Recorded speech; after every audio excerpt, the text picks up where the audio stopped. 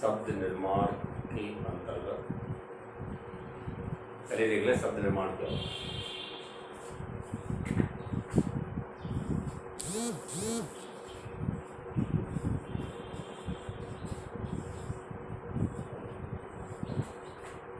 कैसे कैसे होते हैं शब्द निर्माण।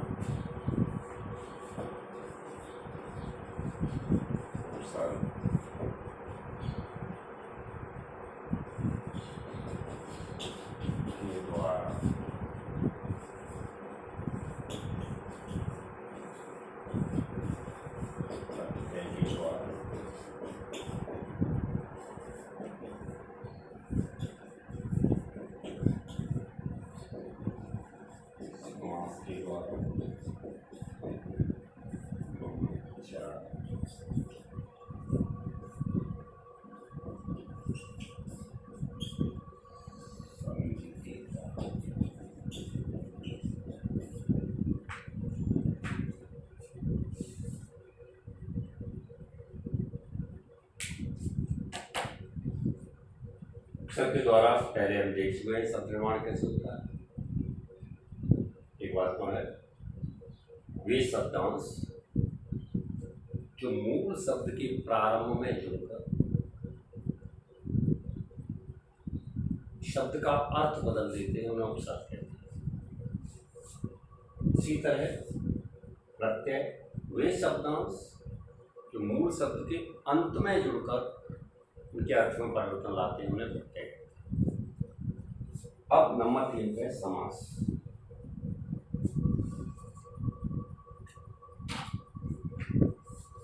समास का शाब्दिक अर्थ है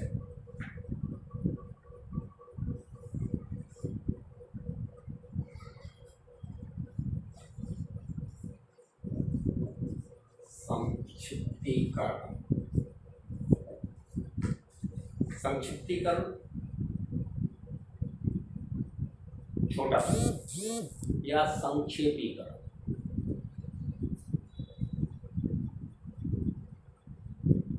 समास के भेदों की तरफ अगर समास की परिभाषा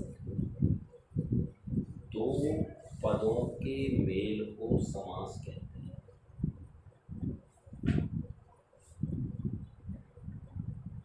प्रश्न उठता है पद क्या है। एक होता है शब्द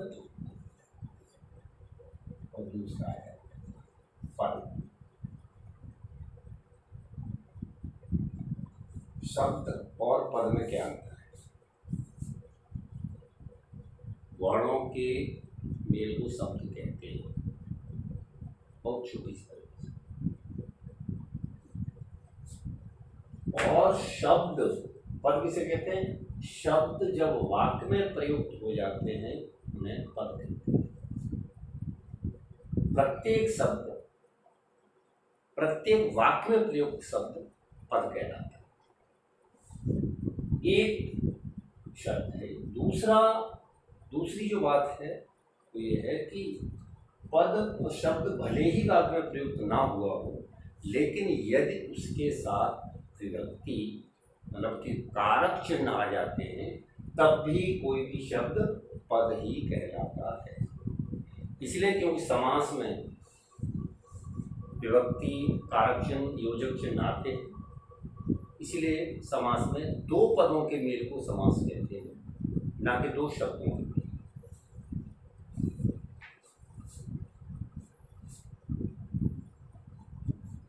समास दो पदों के मेल को समास कहते हैं।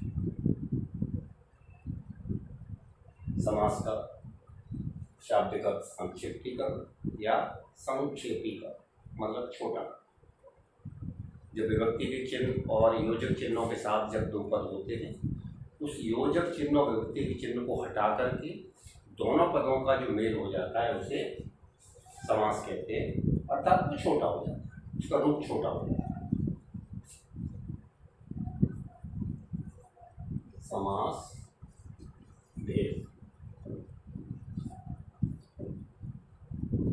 समास के भेदों को याद रखने का जो मुझे बड़ा अच्छा तरीका विधि लगती है वो ये है कि सबसे पहले एक शब्द याद रखें, अब तक द, अब तक द प्रत्यय अ ब त क द द, इनसे एक एक ये प्रत्येक समास का पहला अक्षर है और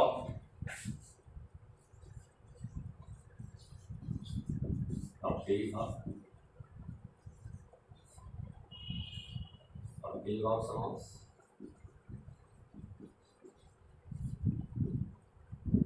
दूसरा है बहुव्रीहि समास, तीसरा है तत्पुरुष समास, चौथा है कर्मधारय समास, पांचवा है द्वंद्व। इसको दूसरे तरीके से भी लिखते हैं, द्वंद्व। बच्चे इसमें भ्रमित रहते हैं आजकल कि ये कौन सा शब्द है, मतलब इसमें जब अधिकांश बच्चों को लगता है कि वह आधा है द पूरा है, लेकिन ऐसा है नहीं। दा आधा है दोनों की बात, वह पूरा है, द्वंद्व समास। और अंतिम और छठवां है द्विव। इसको भी आप ऐसे समास। अब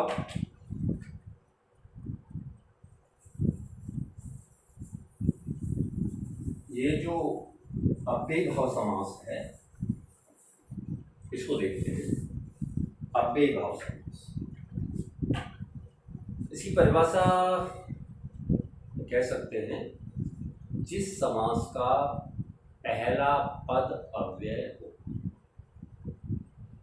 और उस अव्यय के कारण से समस्त पद भी अव्यय की ही भांति कार्य करे, वो अव्ययीभाव समास कहलाता है। उदाहरण है यथा शक्ति, विग्रह हो जाएगा इसका शक्ति के अनुसार।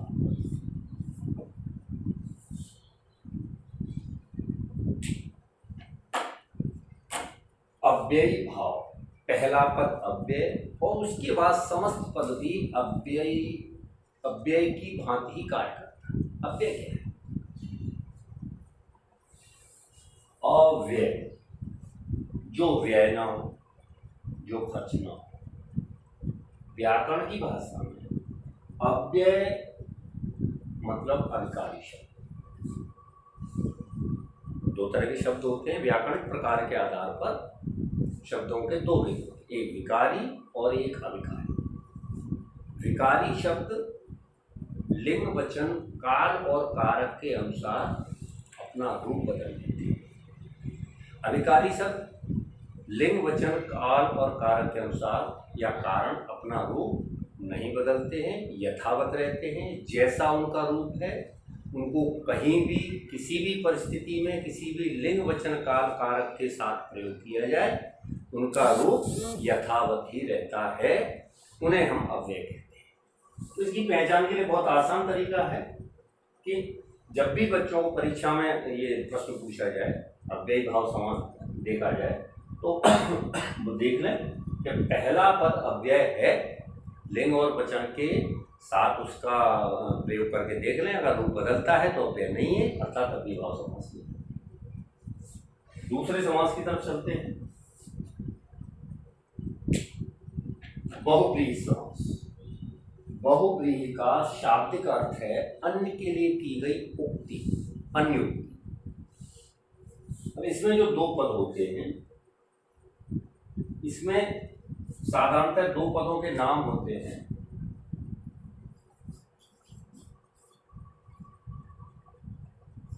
पूर्व पद,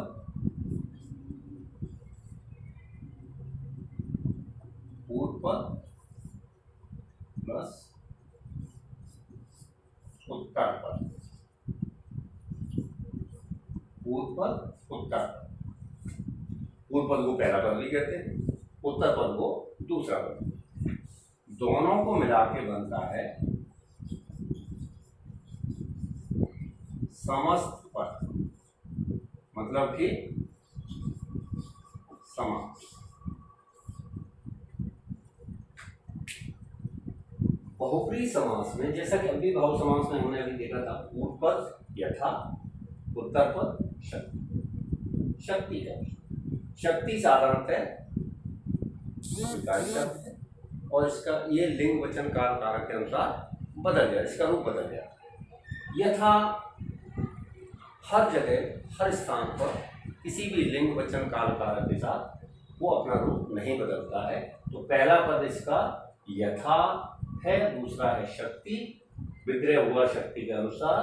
तो यथा जो शब्द है उसके कारण से पूरा शब्द यथाशक्ति अव्यय की भांति कार्य करेगा, अर्थात इसका भी इसके ऊपर भी लिंग वचन काल कारक के अनुसार कोई प्रभाव नहीं पड़ेगा, यह प्रभावहीन।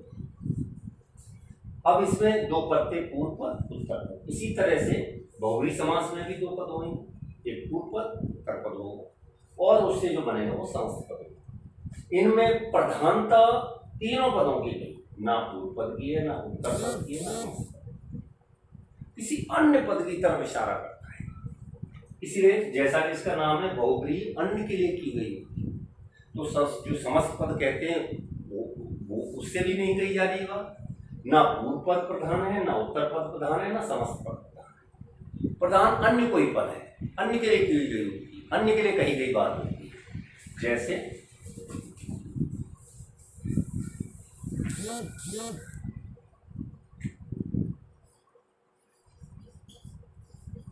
नील कंठ, इसका विग्रह करें तो नीला है जिसका कंठ, अर्थात शिव।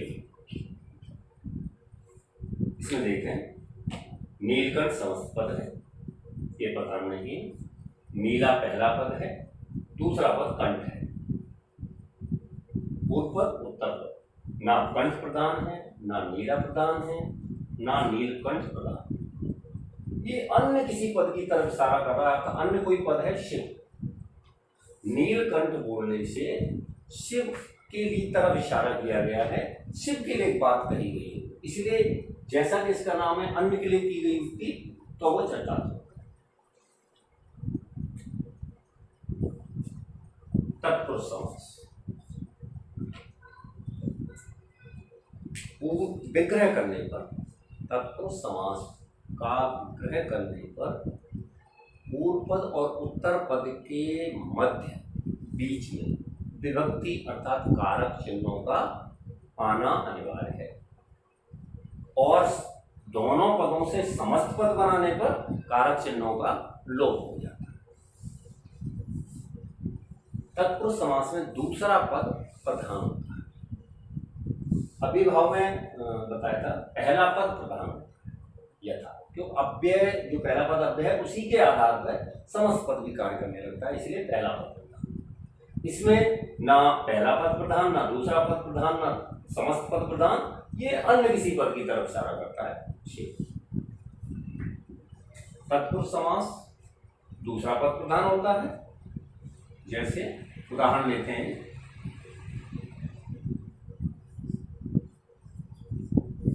राजपुत्र,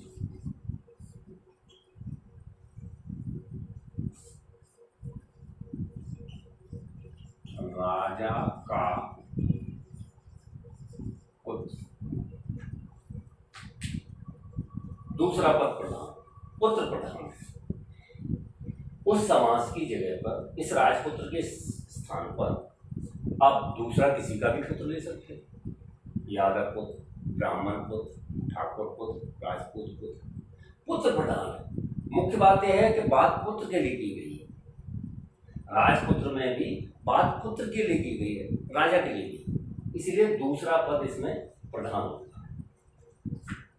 समस्त पद में बदलने पर या समास करने पर विभक्ति का चिन्ह जो कि इसमें का है इसका लोप हो जाता है, और समास विग्रह करने पर दोनों पदों के मध्य विभक्ति का चिन्ह आ जाता है।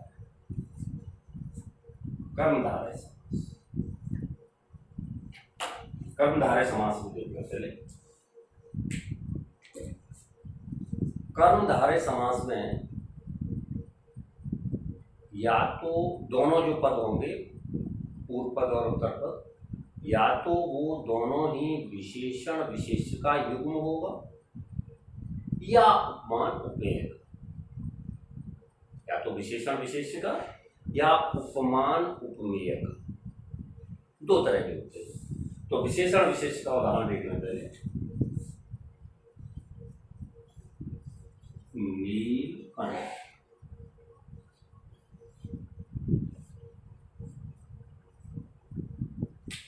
यही उदाहरण हमने बहुब्रीहि समास में भी देखा था, और यही उदाहरण हम कर्मधारय समास में देखा। वो इसलिए कि बच्चों को अंतर पता चल जाए, क्योंकि बहुत सारे समस्त पद समास ऐसे होते हैं कि जिनके भेद का निर्धारण विग्रह के आधार पर होता है। अब नीलकंठ में बहुब्रीहि समास में नीलकंठ का विग्रह दिया था, नीला है जिसका कंठ, अर्थात शिव, बात शिव की लिखी गई। अब कर्मधारय समास में इसी का विग्रह होगा तो नीला है जो कंठ,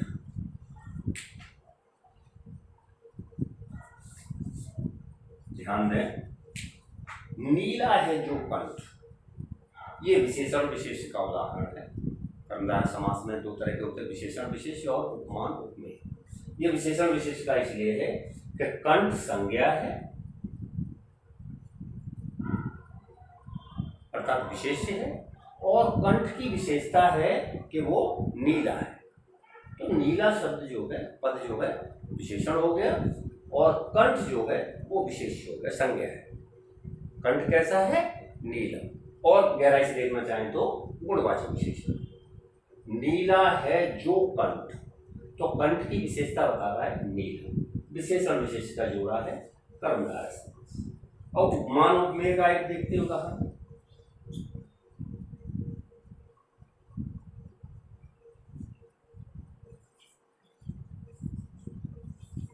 चंद्रमुख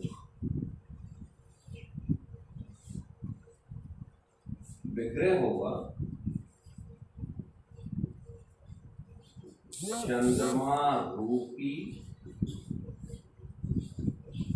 मुख।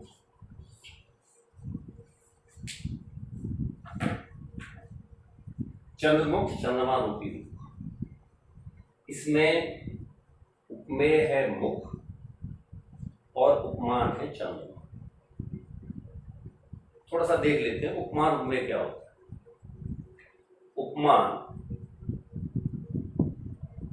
उपमान वह होता है जिससे किसी अन्य, उपमान कोई विशेष खास जाना पहचाना, अधिकांश लोगों के द्वारा जाना जाने वाला, जैसे कि चंद्रमा को सब जानते हैं। चंद्रमा का नाम लेते ही अपने छवि उभरती है कि भाई आसमान में जो गोल गोल निकलता है वो चंद्रमा है, उजाला, सब जानते हैं। चंद्रमा से यहाँ पर रूपक दिया है मुख का, कि मुख रूपी, चंद्रमा रूपी मुख, चंद्रमा रूपी मुख। मुख कैसा है? चंद्रमा ही है, ऐसा मान लिया गया है। मुख जो है चंद्रमा का रूपक है, इसलिए ये हो गया उपमान, ये हो गया उपमेय। द्वंद्व समास।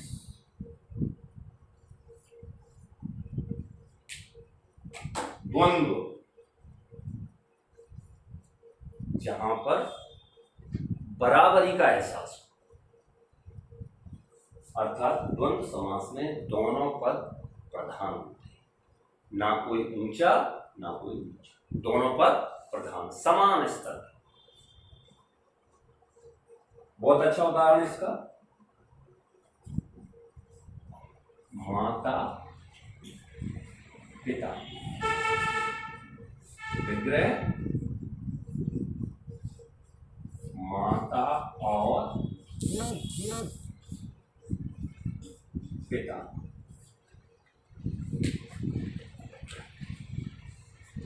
द्वंद्व समास में जब दोनों पदों को हम मिलाते हैं, मेल करते हैं, समास करते हैं, समस्त पद बनाते हैं, तो योजक चिन्ह जो उस दोनों पदों के मध्य होता है उसका लोप हो जाता है और दोनों पदों के मध्य सामासिक चिन्ह आ जाता है। और जब हम विग्रह करते हैं तो उसका लोप, सामासिक चिन्ह का लोप हो जाता है और योजक चिन्ह दोनों के मध्य आ जाता है। बहुत आसान है द्वंद्व समास, बहुत आसान है। कक्षा 6 से पढ़ रहे हैं बच्चे, द्वंद्व समास को समझ रहे हैं, देख रहे हैं। साधारणतः द्वंद्व समास में सामासिक चिन्ह आता ही है, उससे देख के पहचाना जा सकता है। अगला समास है द्विगु समास। जैसा कि इसका पहला अक्षर द्वि, दो, संख्या का बोध कर रहा है। इसको पहचानने का बहुत आसान तरीका है। जो पूर्व पद है इसका संख्यावाची होगा ही, जैसे दशानन, विग्रह है दस आनंद, अर्थात मुख का समाहार।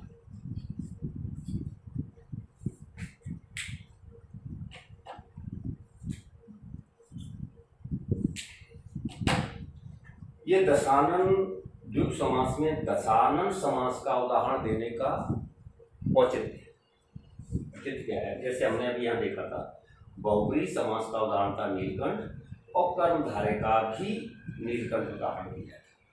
वो इसलिए कि नीलकंठ जो है दोनों सब भेद में जब परीक्षा में आता है तो बच्चे भ्रमित ना हो, विग्रह के आधार पर उनका भेद निर्धारित होता है। अगर नीलकंठ का विग्रह करके समास बताने के लिए परीक्षा में आता है तो बच्चों को या तो ये पूरा करना चाहिए, नीलकंठ नीला है जिसका कंठ, अर्थात सिर्फ बहुब्रीहि समास एक अंक, या नीलकंठ नीला है जो कंठ, तो कर्मधारय समास। साधारणतः बच्चे करते क्या है, कई बार नीला है जो कंठ विग्रह कर दिया ये और भेद लिख दिया बहुब्रीहि, तो वो उचित नहीं। अंक प्राप्त होने की सारी संभावनाएं सीमित है। दशानन यहां पर लिखने का तात्पर्य दशानन 3 समास हो सकते हैं। दशानन समास के भेद 3 हो सकते हैं विग्रह के आधार। दशानन जैसा द्विगु समास में देख रहे हैं, दशानन 10 आनंद मुख का समास समान तो है द्विगु समास। इसी को यदि कर्मधारय में देखते हैं तो 10 हैं जो आनंद, 10 हैं जो मुख, मुख कितने हैं 10, मतलब ये संख्यावाची विशेषण है, इसलिए विशेषण विशेष के जोड़े में युग में आ जाता है। उसके बाद बहुब्रीहि समास में अगर देखें तो 10 आनन वाला, या 10 हैं जिसके आनन मुख, अर्थात रावण। तो ये विग्रह के आधार पर, वह कई समस्त पद ऐसे हैं कि विग्रह के आधार पर उनका भेद निर्धारित होता है। तो आज के लिए इतना ही। सभी बच्चे प्रत्येक समास के कम से कम 5-5 उदाहरण लिखेंगे और उनका विग्रह करके लाएंगे।